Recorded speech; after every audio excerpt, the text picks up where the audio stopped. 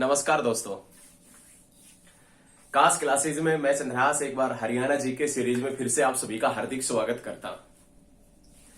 Haryana GK series में last class के अंदर हमने हरियाणा की प्रमुख नदियों का जिक्र किया था कि हरियाणा के अंदर कौन कौन सी नदियां हैं, कौन कौन से क्षेत्र के अंदर बहती है, और नदियों से संबंधित जो भी पॉइंट या जो भी क्वेश्चन एग्जाम में पूछे जाते हैं उनका जिक्र हमने लास्ट वीडियो के अंदर किया था। लेकिन नदियों से संबंधित ही कुछ मिलती जुलती एक आज वाली वीडियो और है जिसके अंदर हरियाणा की प्रमुख नहरें और सिंचाई परियोजना के पॉइंट का डिस्कशन करेंगे। अपनी बुक के अंदर हेडिंग डाल लीजिए, हरियाणा की प्रमुख नहरें और सिंचाई परियोजना। हरियाणा की प्रमुख नहरों से जो भी संबंधित जो भी क्वेश्चन पूछे जाते हैं, नहरों से संबंधित जो भी पर्सन एग्जाम में आते हैं, उन सभी का डिस्कशन इस वीडियो के अंदर करेंगे। कौन कौन से क्वेश्चन आते हैं वो भी हम आपको बताएंगे कि कौन कौन से क्वेश्चन इस वीडियो से आएंगे, उनका भी डिस्कशन इस वीडियो के अंदर करेंगे। आपका ज्यादा वक्त ना लेते हुए वीडियो स्टार्ट करते हैं। देखिए, हरियाणा सरकार ने अभी हाल ही में एक रिजल्ट जारी किया है, उससे हम अनुमान लगा सकते हैं कि हरियाणा के अंदर जल्द ही वैकेंसियां आने वाली है और जल्द ही एग्जाम होंगे, उससे अनुमान लगा सकते हैं। और जो निरंतर प्रयास करेगा वही एग्जाम में सफल होगा, ये ध्यान रखना। एग्जाम में आप अभी से प्रयास करें तभी आप सफलता की सीढ़ी चढ़ पाएंगे। लेकिन ये बातें हम पहले भी बता चुके हैं, बताते रहेंगे, क्योंकि आपको नौकरी दिलाना ही हमारा मूल कर्तव्य है। हम अपने आप को जब सफलता के शिखर पर चढ़ा हुआ मानेंगे तब आप नौकरी लग चुके होंगे। तो सबसे पहले पॉइंट यही बनता है कि आप जल्दी से जल्दी नौकरी लगे, और नौकरी लगने के बाद में आप और भी बेहतरीन प्रयास करते रहें, एक जगह रुके नहीं। लेकिन आज का जो हमारा टॉपिक है वो टॉपिक है हरियाणा की प्रमुख नहरें और सिंचाई परियोजना। आप कुछ भी कर सकते हैं, आपके माइंड के अंदर ये बात रहनी चाहिए, आप किसी से कम नहीं है, कुछ भी कर सकते हैं। ध्यान रखिएगा, कुछ भी पढ़ सकते हैं, कुछ भी याद कर सकते हैं, लेकिन आप लगातार पढ़ाई जारी रखें तभी ये संभव हो पाएगा। देखिए, हरियाणा की प्रमुख नहरें और सिंचाई परियोजना के पॉइंट की बात करें तो उससे संबंधित हमारे पास में 2-3 पॉइंट आते हैं। हरियाणा का जो कुल क्षेत्रफल है, हरियाणा का जो क्षेत्रफल है 44,212 वर्ग किलोमीटर। हरियाणा का कुल क्षेत्रफल जिसके 60% भाग के ऊपर सिंचाई की सुविधा उपलब्ध है। हरियाणा का जो भी क्षेत्रफल है उसके 60% भाग के ऊपर किसकी सुविधा उपलब्ध है, तो आप याद रखिएगा, सिंचाई की सुविधा उपलब्ध है। उसके बाद में नाम आता है कुल संचित भूमि का। हरियाणा के अंदर जो भी कुल संचित भूमि है, उसके संचित भूमि आप समझ रहे हैं, जो सिंचाई की जाती है, जिस भूमि के ऊपर सिंचाई की जाती है, कुल संचित भूमि का 48.38% क्षेत्रफल नहरों द्वारा सिंचित होता है। याद रखिएगा, हरियाणा के अंदर जो भी कुल सिंचित भूमि है उसका 48.38% नहरों द्वारा सिंचित होता है, 51% नलकूपों द्वारा सिंचित होता है, और याद रखिएगा 0.62% अन्य साधनों के द्वारा सिंचित किया जाता है। याद रखिएगा, फिर से ये पॉइंट नोट करें, आपके पास पॉइंट बहुत अच्छे हैं, समझ में आएंगे, आसान पॉइंट है। हरियाणा में कुल क्षेत्रफल का 60% भाग सिंचाई की सुविधा उपलब्ध है, 60% भाग के ऊपर। कुल संचित भूमि का 48.38% नहरों द्वारा, 51% नलकूपों द्वारा और 0.62% अन्य संसाधनों के द्वारा सिंचित है। याद रखिएगा, जो भी सिंचित भूमि है उसका। अब हम सबसे पहले आपको करवाएंगे हरियाणा की जो प्रमुख नहरें हैं उनका डिस्कशन हम इस वीडियो के अंदर करेंगे। ये कुछ संबंधित पॉइंट थे, इससे ये आपने नोट किए होंगे। और अब हम शुरुआत करते हैं नहरों की। हरियाणा की जो प्रमुख नहरें उनका डिस्कशन करते हैं। सबसे पहले हमारे पास में एक नहर है जिसका नाम है पश्चिमी यमुना नहर। पश्चिमी यमुना नहर आपने नाम सुना होगा, बखूबी से इसे जानते भी होंगे पश्चिमी यमुना नहर को। और जो उत्तर हरियाणा के निवासी है वो तो इस नहर को देखा भी होगा उन्होंने। तो देखिए, हमारे पास में हरियाणा के पूर्वी छोर के ऊपर, हरियाणा का ये छोर है, ये पूर्वी छोर है, और इस पूर्वी छोर के ऊपर यहां से एक नदी बहती है, और उस नदी का क्या नाम है, तो आप याद रखिएगा, यमुना नदी। क्या नाम है? यमुना नदी उसका नाम है। हरियाणा के पूर्वी छोर के ऊपर एक नदी बहती है जिसका नाम है यमुना नदी। यमुना नदी हरियाणा में प्रवेश करती है कलेसर से, और कहां से बाहर निकलती है? हसनपुर से। कलेसर नेशनल पार्क कब बना था? 2003 में। चौधरी देवलाल प्राकृतिक व हर्बल पार्क यमुनानगर के चूहरपुर गांव में कब बना था? 2003 में। वनस्पति वन योजना की शुरुआत कब हुई थी? 2003 में। चौधरी देवलाल यूनिवर्सिटी सिरसा के अंदर कब बनी थी? 2003 में। देवी रक्षक योजना की शुरुआत कब हुई थी? 2003 के अंदर। सारे पॉइंट नोट कर लीजिए, अच्छे हैं, मजा आएगा पढ़ने में, देखना सब कुछ याद होगा। नहीं तो ये सारे पॉइंट नोट करें, वीडियो को बैक करके ये सारे पॉइंट नोट कर लें। यमुना नदी हरियाणा में प्रवेश करती है कलेसर से, बाहर निकलती है हसनपुर से। यमुना नदी हरियाणा के पूर्वी छोर के ऊपर बहती है, लेकिन यमुना नदी ने हरियाणा में प्रवेश किया था कहां से? कलेसर से। उसके बाद में कलेसर से आगे बढ़ी थी तो यहां पर आता है ताजेवाला कॉम्प्लेक्स, याद रखिएगा ताजेवाला कॉम्प्लेक्स। और इस ताजेवाला कॉम्प्लेक्स से दो नहर निकाली गई है, दोनों नहर यमुना नदी के नाम पर है, यमुना नहर है दोनों। लेकिन जो नहर पूर्व की तरफ बहती है वो पूर्वी यमुना नहर है, और जो नहर पश्चिम की तरफ बहती है वो कौन सी नहर है? पश्चिमी यमुना नहर। भाई साधारण सी बात है, साधारण सी बात कौन सी है कि यमुना नदी के हरियाणा किस दिशा में है? यमुना नदी के हरियाणा पश्चिम में है, लेकिन हरियाणा के यमुना नदी कौन सी दिशा में है? पूर्व में है। तो आप याद रखे हैं, याद क्या रखना है कि जो यमुना नदी है इसके पूर्व पश्चिम में कौन सा स्टेट है? हरियाणा। तो पश्चिमी यमुना नहर कौन से स्टेट के अंदर बहती है? तो आप याद रखिएगा हरियाणा के अंदर बहती है। लेकिन क्वेश्चन यहां पर यह बनता है, बहुत साधारण सा क्वेश्चन है, समझ में आएगा कि ये पश्चिमी यमुना नहर ताजेवाला से निकाली गई है, और ये ताजेवाला से निकाली कब गई थी? तो आप याद रखिएगा 1879 के अंदर, 1879 के अंदर निकाली गई थी। 1879 के अंदर पश्चिम यमुना नहर निकाली गई थी ताजेवाला कॉम्प्लेक्स से। और ताजेवाला कॉम्प्लेक्स जो कहां पर पड़ता है? यमुनानगर के अंदर पड़ता है। बहुत ही अच्छा क्वेश्चन है। 1879 के अंदर विश्व की प्रथम गौशाला खुली थी रेवाड़ी के अंदर, स्वामी दयानंद सरस्वती के प्रयासों से खुली थी। 1879 के अंदर यदि 100 साल जोड़ दे, 1979 फरीदाबाद डिस्ट्रिक्ट बना था। कौन सा डिस्ट्रिक्ट बना था? फरीदाबाद बना था 2 अगस्त 1979 को। ये सभी पॉइंट आप साथ के साथ में नोट करते हुए चलिएगा, बहुत मजा आएगा पढ़ने में। पश्चिम यमुना नहर जो ताजेवाला से निकाली गई है, कब निकाली गई है? 1879 में।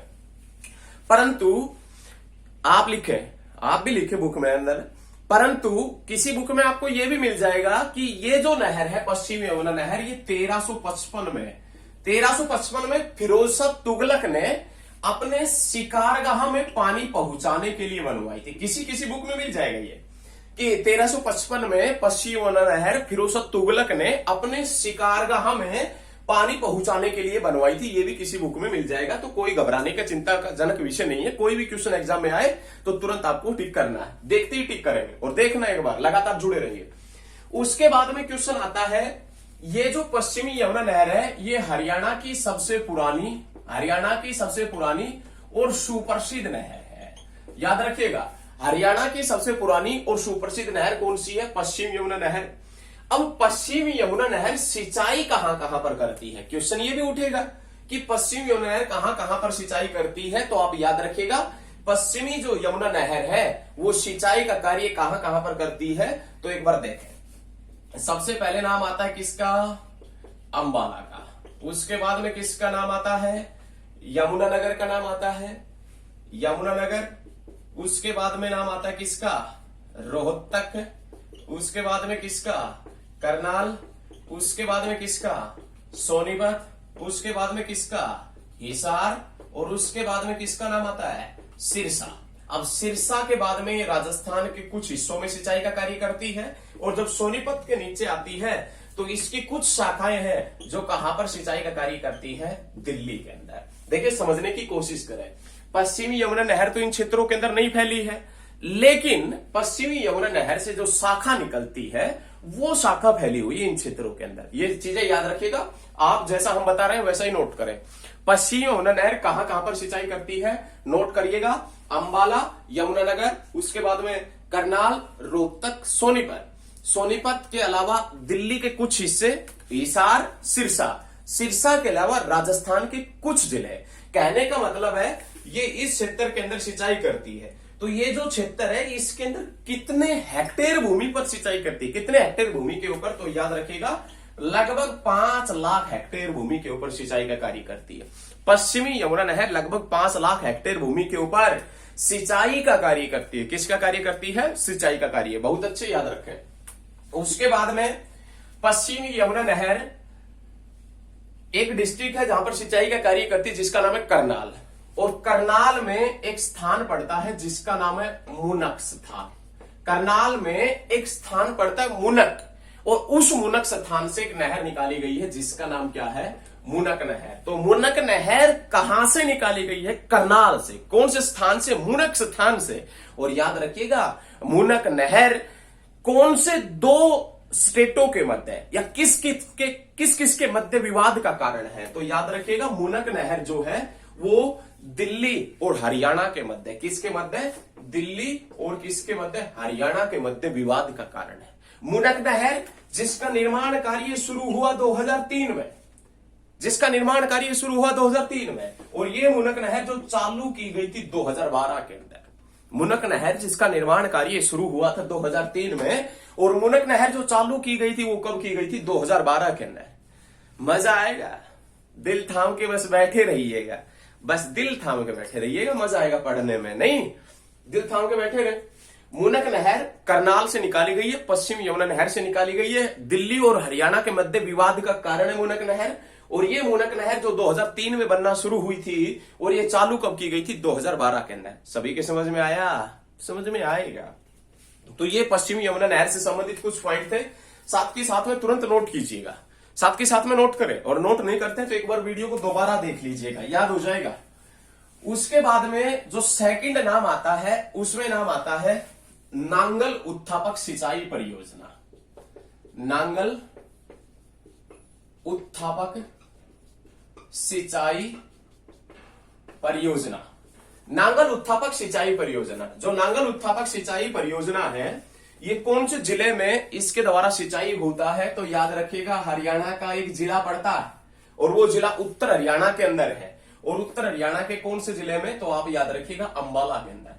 नांगल उत्थापक सिंचाई परियोजना, ये क्वेश्चन एक ही बनेगा, इससे बाहर कोई क्वेश्चन नहीं बनेगा। साथ के साथ में नोट करें, नांगल उत्थापक सिंचाई परियोजना हरियाणा के अंबाला में सिंचाई का कार्य करती है। याद रखिएगा, कहां पर सिंचाई का कार्य करती है? हरियाणा के अंबाला के अंदर। उसके बाद में नाम आता है सतलुज यमुना लिंक नहर। लिंक नहर, सतलुज यमुना लिंक नहर, कहने का मतलब SYL, सतलुज यमुना लिंक नहर, SYL। पहला क्वेश्चन बनेगा कि हरियाणा की जीवन रेखा के नाम से किसे जानते हैं?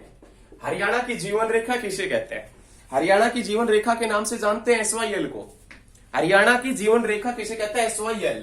लेकिन ये क्वेश्चन पूछेगा, कभी कभी नेशनल जीके में भी क्वेश्चन पूछ लेता है, ज्योग्राफी में, नेशनल ज्योग्राफी में, कि सतलुज यमुना जो लिंक नहर है वो कौन से 2 राज्यों के मध्य विवाद का कारण है? तो ये सभी को पता है कि हरियाणा और किसके मध्य विवाद का कारण है? पंजाब के मध्य। याद रखिए, नोट कीजिए, हरियाणा और पंजाब के मध्य जो नहर है, जो विवाद का कारण है, वो कौन सी? सतलुज यमुना लिंक नहर, कहने का मतलब SYL है। लेकिन सतलुज यमुना लिंक नहर के पानी के बंटवारे को लेकर एक संशोधन हुआ था, सॉरी संशोधन नहीं, दोनों राज्यों के अंदर बंटवारा हुआ था पानी का। सतलुज यमुना लिंक नहर का जो पानी है उसका बंटवारा कब किया गया था? तो आप याद रखिएगा, उसका बंटवारा हुआ था 24 मार्च 1976 के अंदर। याद रखिएगा, 24 मार्च 1976 के अंदर इसका बंटवारा हुआ था। लेकिन इससे 10 साल घटा दें, देखिए साधारण सी बात है, 10 साल इससे घटा दें, हम इससे 10 साल घटा रहे हैं, इससे 10 साल घटा दें तो हरियाणा बनाते एक नंबर 1966 को, और इसमें 10 साल जोड़ दें 1986 हो जाएगा। और 1986 के अंदर सूरजकुंड मेले की शुरुआत हुई थी फरीदाबाद के अंदर। देखिए साधारण सी बात है, 10 साल घटा दिए हरियाणा बना था, 10 साल जोड़ दिए तो याद रखिएगा सूरजकुंड मेला लगा था पहली बार फरीदाबाद में, और फिर से 10 साल जोड़ दें 1996 हरियाणा में शराबबंदी का लागू हुआ था। चौधरी देवलाल ने लोकदल का गठन किया था, ना कि इंडियन नेशनल लोकदल, लोकदल का गठन किया था चौधरी देवलाल ने।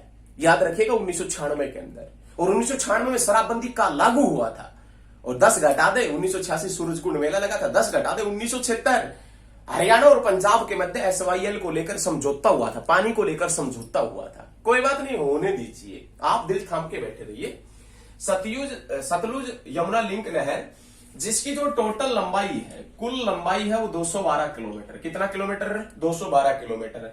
हरियाणा के अंदर कितना बहती है? तो आप याद रखिएगा, हरियाणा के अंदर इसकी लंबाई है 91 किलोमीटर। क्वेश्चन ये लंबाई वगैरह से नहीं पूछता है, क्वेश्चन ये लंबाई से नहीं पूछेगा। क्वेश्चन ये पूछेगा कि हरियाणा की जीवन रेखा और ये पानी को लेकर जो समझौता हुआ था वो कब हुआ था, ये क्वेश्चन पूछेगा। क्वेश्चन ये भी पूछ लेगा हरियाणा और पंजाब के मध्य विवाद का कारण कौन सी नहर है। तो यदि ये पूछ भी लेना तो ये क्वेश्चन सभी के ठीक होते हैं, क्योंकि जो भी हरियाणा से संबंधित जो भी स्टूडेंट है उसने थोड़ा बहुत पढ़ा है, हरियाणा जी के वगैरह थोड़ा बहुत पढ़ा है, तो सभी के ठीक होंगे। लेकिन एक क्वेश्चन आपने नहीं पढ़ा होगा, वो क्वेश्चन बता देते हैं। सतलुज यमुना जो लिंक नहर है ये अंबाला के अंदर, सतलुज यमुना लिंक नहर है ये अंबाला के अंदर आकर मिलती है। किसमें? पश्चिमी यमुना नहर में। नोट कर लीजिए, सतलुज यमुना लिंक नहर अंबाला के अंदर आकर मिलती है। किसमें? तो याद रखिएगा, पश्चिमी यमुना नहर के अंदर आकर मिलती है। सभी पॉइंट नोट करें, बहुत अच्छे। समझ में आ रहा है? समझ में आएगा, बस जोश होना चाहिए। आपने वो विकी कौशल का मूवी देखा था ना, उरी, वैसा जोश, तो वो जोश बरकरार रखिए। आप भी काम आएगा आगे, नहीं बरकरार रखिए जोश, दिल थाम के बैठे रहिए। देखे, सतलुज यमुना लिंक नहर के बाद में जो हमारे पास में इंपॉर्टेंट नहर आती है उसमें नाम आता है किसका? भाखड़ा नहर का। वाह, भाखड़ा नहर, यहां से वही क्वेश्चन आते ही आते हैं भाखड़ा नहर से। पहला तो क्वेश्चन ये बनता है कि भाखड़ा नहर कहां से निकाली गई है, क्वेश्चन ये बनेगा।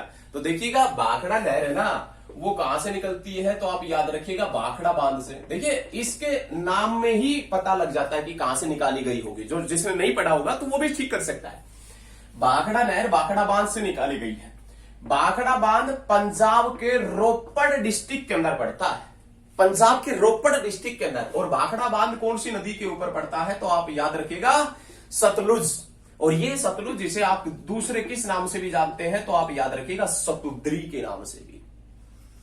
पंजाब के रोपड़ डिस्ट्रिक्ट में सतलुज नदी पर एक बांध पड़ता है, उस बांध का नाम है भाखड़ा बांध। और उस भाखड़ा बांध से एक नहर निकाली गई है जिसका नाम है भाखड़ा नहर। लेकिन ये भाखड़ा बांध है, ये हरियाणा के अंदर भी एक चर्चित विषय है। हरियाणा के एक महान शख्सियत हुआ करती थी हरियाणा की, जिसका नाम था सर छोटूराम। सर छोटूराम, स्वर्णिम अक्षरों में उनका नाम लिया जाता है और काफी सर छोटूराम से संबंधित क्वेश्चन भी आते हैं।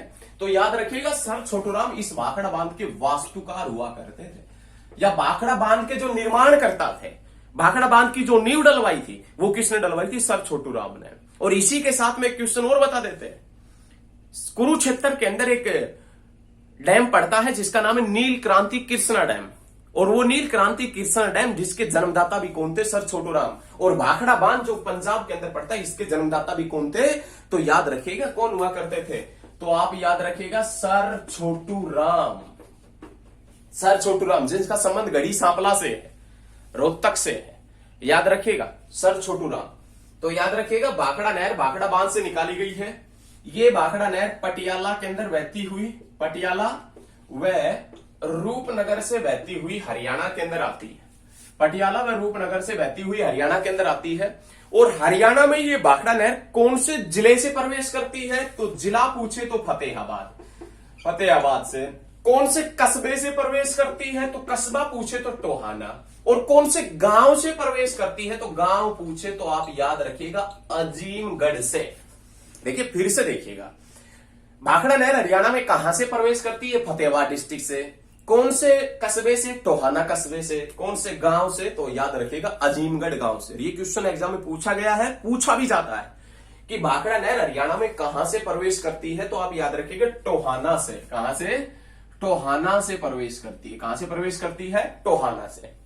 नेक्स्ट क्वेश्चन ये बनेगा कि ये जो भाखड़ा नहर है, भाखड़ा नहर ये हरियाणा में कौन कौन से स्थान के ऊपर सिंचाई के कार्य करती है, या कौन कौन से डिस्ट्रिक्ट के अंदर सिंचाई का कार्य करती है? तो याद रखिएगा, भाखड़ा नहर हरियाणा में प्रमुख रूप से 3 डिस्ट्रिक्टों के अंदर सिंचाई का कार्य करती है। 3 डिस्ट्रिक्ट कौन कौन से हैं? तो सबसे पहले आप याद रखिएगा, फतेहाबाद, उसके बाद में सिरसा और उसके बाद में हिसार। भाखड़ा नहर हरियाणा में प्रमुख रूप से 3 डिस्ट्रिक्टों के अंदर सिंचाई का कार्य करती है। और ये भाखड़ा नहर जो है कौन कौन से डिस्ट्रिक्ट के अंदर, फतेहाबाद के अंदर, फतेहाबाद, सिरसा और हिसार के अंदर सिंचाई का कार्य करती है। क्वेश्चन एग्जाम में क्या पूछा जाएगा कि इनमें से कौन से डिस्ट्रिक्ट में, इनमें से कौन से जिले में भाखड़ा नहर सिंचाई का कार्य नहीं करती है, तब आप बता देंगे कि एक जिला और मिलेगा और 3 डिस्ट्रिक्ट ये मिलेंगे, तो जो और मिलेगा वही आंसर हो जाएगा। क्वेश्चन ये पूछे कि इनमें से कौन से जिले में सिंचाई का कार्य करती है, तो 3 डिस्ट्रिक्ट ऐसे मिलेंगे जिसमें सिंचाई का कार्य नहीं करती और एक ऐसा मिलेगा जिसमें सिंचाई का कार्य करती है। तो बहुत बेहतरीन तरीके से आप आंसर दे देना, तुरंत आंसर आपका ठीक हो जाएगा। उसके बाद देखें, ये याद रखिएगा बहुत बार पूछा जाता है एग्जाम के अंदर कि भाखड़ा नहर हरियाणा में कहां से प्रवेश करती है, तो आप याद रखिएगा फतेहाबाद टोहाना से कहां पर सिंचाई करती है, ये भी याद रखिएगा। उसके बाद में क्वेश्चन ये आता है कि भाखड़ा नहर से 2 प्रमुख छोटी नहरें निकाली गई है। ये जो भाखड़ा नहर है इससे 2 प्रमुख छोटी नहरें निकाली गई है। एक नहर का नाम है भिवानी नहर। ऐसा बताया गया है कि यह राज्य की सबसे छोटी नहर है। भिवानी नहर है, यह राज्य की सबसे छोटी नहर है। और भिवानी नहर कहां से निकाली गई है, तो आप याद रखिएगा भाखड़ा नहर से। अब नाम से ही पता लग रहा है कि भिवानी नहर कौन से डिस्ट्रिक्ट में सिंचाई करती होगी, तो आप याद रखिएगा भिवानी डिस्ट्रिक्ट के अंदर। कहां पर, भिवानी के अंदर। उसके बाद में नाम आता है जवाहरलाल नेहरू उत्थापक सिंचाई परियोजना। जवाहरलाल नेहरू उत्थापक जो सिंचाई परियोजना है वो कहां से चलती है, तो आप याद रखिएगा भाखड़ा नहर से।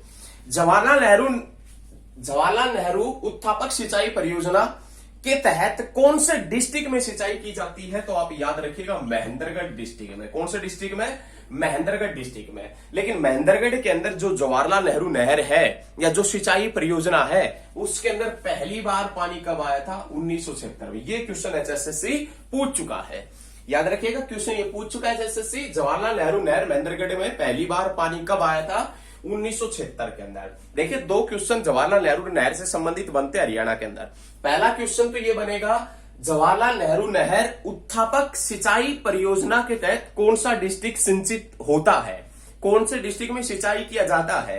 महेंद्रगढ़ में पहली बार पानी आया था 1976 में। लेकिन आपसे ये पूछे कि जवाहरलाल नेहरू नहर कौन से डिस्ट्रिक्ट में सिंचाई करती है, जवाहरलाल नेहरू नहर कौन से जिले के अंदर सिंचाई का कार्य करती है, तो याद रखिएगा ये दिल्ली ब्रांच से निकाली गई है जवाहरलाल नेहरू नहर। और कहां पर सिंचाई का कार्य करती है, तो आप याद रखिएगा सोनीपत। जवाहरलाल नेहरू नहर पूछेगा तो सोनीपत आएगा, लेकिन जवाहरलाल नेहरू उत्थापक सिंचाई परियोजना के तहत कौन से डिस्ट्रिक्ट में सिंचाई होता है, तो महेंद्रगढ़ आएगा। और ये दोनों कहां से चलती है, तो आप याद रखिएगा ये दोनों चलती है कौन सी नहर से, भाखड़ा नहर से चलती है। लेकिन ये जो भाखड़ा नहर है, यहां पर हमारे पास में पश्चिम यमुना नहर, यहां पर ये हमारे पास में भाखड़ा नहर। भाखड़ा नहर और पश्चिम यमुना नहर को एक योजना के तहत जोड़ा गया है। और वो योजना कौन सी है, तो आप याद रखिएगा पश्चिमी यमुना नहर, पश्चिमी यमुना नहर फीडर परियोजना। याद रखिएगा पश्चिमी यमुना नहर फीडर परियोजना। इस योजना के तहत भाखड़ा नहर को और किसको जोड़ा गया है, तो आप याद रखिएगा पश्चिमी यमुना नहर को। भाखड़ा नहर और पश्चिमी यमुना नहर को जिस योजना के तहत जोड़ा गया है वो योजना पश्चिमी यमुना नहर फीडर परियोजना। इस फीडर परियोजना को कितने भागों के अंदर डिवाइड किया गया है, कितने भागों के अंदर बांटा गया है, 2 भागों के अंदर। जिसमें फर्स्ट पार्ट तो नाम आता है नरवाड़ा शाखा लिंक, नरवाड़ा शाखा लिंक। और उसके बाद में जो सेकंड है उसमें नाम आता है बरवाला शाखा लिंक। 2 भागों के अंदर बांटा गया है, जिसमें फर्स्ट पॉइंट नरवाड़ा शाखा लिंक और सेकंड पॉइंट नाम आता है बरवाला शाखा लिंक का। तो नरवाड़ा जो शाखा लिंक है दोनों आपस में जुड़े हुए हैं। ये नरवाड़ा शाखा लिंक है। नरवाड़ा शाखा लिंक की जो जल क्षमता है वो कितना है, तो आप याद रखिएगा 2700 क्यूसिक। कितनी है, 2700 क्यूसिक इसकी जल क्षमता है। और उसके बाद में जो सेकंड योजना है जिसके तहत ये जुड़ी हुई है बरवाला शाखा लिंक, बरवाला शाखा लिंक जिसकी जल क्षमता कितनी है, तो आप याद रखिएगा 1700 क्यूसिक। देखिए फिर से एक बार नोट कीजिएगा, भाखड़ा नहर और पश्चिम यमुना नहर एक परियोजना के तहत जुड़ी हुई है। उस परियोजना का नाम है पश्चिमी यमुना नहर, पश्चिमी यमुना नहर फीडर परियोजना। पश्चिमी यमुना नहर फीडर परियोजना 2 भागों में बटी हुई है, नरवाड़ा शाखा लिंक और बरवाला शाखा लिंक। नरवाना शाखा लिंक जिसकी जल क्षमता 2700 क्यूसिक है और बरवाला शाखा लिंक जिसकी जल क्षमता कितनी है 1700 क्यूसिक है। तो ये क्वेश्चन आप याद रखिएगा, क्यूसिक है, बहुत अच्छे क्वेश्चन है, याद रखिएगा। तो ये क्वेश्चन आप नोट कीजिएगा, साथ के साथ में मजा आएगा पढ़ने में। उसके बाद में देखें, उसके बाद में हरियाणा की एक सुप्रसिद्ध नहर है जिसका नाम है गुरुग्राम नहर। गुरुग्राम नहर, गुरुग्राम नहर कहां से निकलती है तो आप याद रखिएगा ओखला बांध से। गुरुग्राम नहर कहां से निकलती है? ओखला बांध। ओखला बांध कहां पर पड़ता है? दिल्ली में। कौन सी नदी के ऊपर पड़ता है? यमुना नदी के ऊपर पड़ता है। यमुना नदी जब आगे बढ़ती, यमुनानगर, करनाल, पानीपत, सोनीपत, सोनीपत के बाद में दिल्ली, दिल्ली के अंदर इस यमुना नदी के ऊपर एक बांध पड़ता है जिसका नाम है ओखला बांध। ओखला बांध। और इस ओखला बांध से एक नहर निकाली गई है जिसका नाम क्या है तो आप याद रखिएगा, जिसका नाम है गुरुग्राम नहर। क्या नाम है? गुरुग्राम नहर। ओखला बांध से निकलती है दिल्ली से। गुरुग्राम नहर कहां कहां पर सिंचाई करती है, यह क्वेश्चन एग्जाम में पूछा जा चुका है। गुरुग्राम नहर जो सिंचाई करती है, गुरुग्राम जो नहर है वो कहां कहां पर सिंचाई करती है तो सबसे पहले नाम आएगा गुरुग्राम में। उसके बाद में नाम आता है किसका? कहां पर? फरीदाबाद में। और उसके बाद में नाम आता है कहां पर? पलवल के अंदर। इन तीन जिलों के अंदर गुरुग्राम नहर सिंचाई करती है। बहुत अच्छे, याद रखिएगा। देखिए साधारण सी बात है, गुरुग्राम नहर सिंचाई करती है गुरुग्राम, फरीदाबाद और पलवल में, 3 डिस्ट्रिक्टों के अंदर करती है। क्वेश्चन एग्जाम में 100% पूछा जाता है और पूछा जा चुका है। आपने पीछे एग्जाम दिए होंगे तो उनको पता भी होगा आपको कि इनमें से कौन से जिले में गुरुग्राम नहर सिंचाई नहीं करती। क्वेश्चन ये पूछा जाता है कि इनमें से कौन से जिले में गुरुग्राम नहर सिंचाई नहीं करती, तो एक डिस्ट्रिक्ट ऐसा मिलता है जिसका गुरुग्राम नहर से कोई लेना देना नहीं है। वो डिस्ट्रिक्ट उत्तर हरियाणा का मिलता है जहां पर गुरुग्राम नहर जाती नहीं है, तो आंसर वही हो जाएगा। लेकिन गुरुग्राम नहर इन जिलों के अंदर सिंचाई करती है, गुरुग्राम, फरीदाबाद और पलवल के अंदर। ये गुरुग्राम नहर है जो सिंचाई करती है गुरुग्राम, फरीदाबाद और पलवल के अंदर सिंचाई करती है। उसके बाद में हमारे पास में ये जो क्षेत्र पड़ता है, ये भिवानी का क्षेत्र पड़ता है। और ये भिवानी का जो क्षेत्र है, ये क्षेत्र थोड़ा सा ऊंचा है, तो इस क्षेत्र में सिंचाई करने के लिए भिवानी उत्थापक सिंचाई परियोजनाएं हैं। भिवानी के ऊंचे क्षेत्र में सिंचाई करने के लिए 3-4 परियोजनाएं हैं। उन 3-4 परियोजनाओं का हम जिक्र करेंगे। भिवानी का जो ऊंचा क्षेत्र है, जो रेतीला मैदान है भिवानी का, ऊंचे ऊंचे टीले हैं, उनमें सिंचाई करने के लिए कुछ महत्वपूर्ण परियोजनाएं हैं सरकार की, कुछ योजनाएं हैं, उत्थापक सिंचाई योजनाएं हैं, उनका जिक्र हम करेंगे। देखें, सबसे पहले नाम आता है जुई नहर परियोजना। जुई नहर परियोजना। जुई नहर परियोजना भिवानी के ऊंचे क्षेत्रों के अंदर सिंचाई करने के लिए बनाई गई थी। पहला क्वेश्चन की जुई नहर परियोजना का दूसरा नाम क्या है तो आप याद रखिएगा बंसीलाल नहर। बंसीलाल नहर। बंसीलाल नहर। जुई नहर का नाम बदलकर बंसीलाल नहर कब किया गया था तो आप याद रखिएगा 2008 के अंदर। इस जुई नहर की लंबाई कितना है तो आप याद रखिएगा 170 किलोमीटर इस जुई नहर की लंबाई है। 170 किलोमीटर है क्या जुई नहर की लंबाई। जुई नहर जो भिवानी के ऊंचे क्षेत्रों में सिंचाई का कार्य करती है। ये जो है जुई नहर, ये रेवाड़ी हिसार रेलमार्ग के सहारे, जुई नहर रेवाड़ी हिसार रेलमार्ग के सहारे 32 लाख हेक्टेयर भूमि के ऊपर सिंचाई करती। कितने लाख भूमि के ऊपर?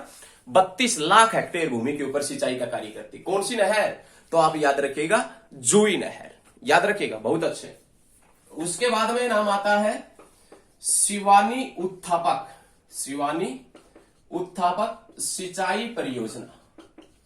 शिवानी उत्थापक सिंचाई परियोजना जिसकी लंबाई कितनी है तो आप याद रखिएगा लंबाई 200 किलोमीटर है। जिसका दूसरा नाम क्या है तो आप याद रखिएगा BN चक्रवर्ती नहर। BN चक्रवर्ती नहर के नाम से भी जिसे जानते हैं। शिवानी उत्थापक सिंचाई परियोजना जिसकी लंबाई 200 किलोमीटर है, जिसे वीरेंद्र नारायण चक्रवर्ती नहर के नाम से भी जानते हैं। ये हरियाणा के दूसरे गवर्नर थे, दूसरे राज्यपाल थे।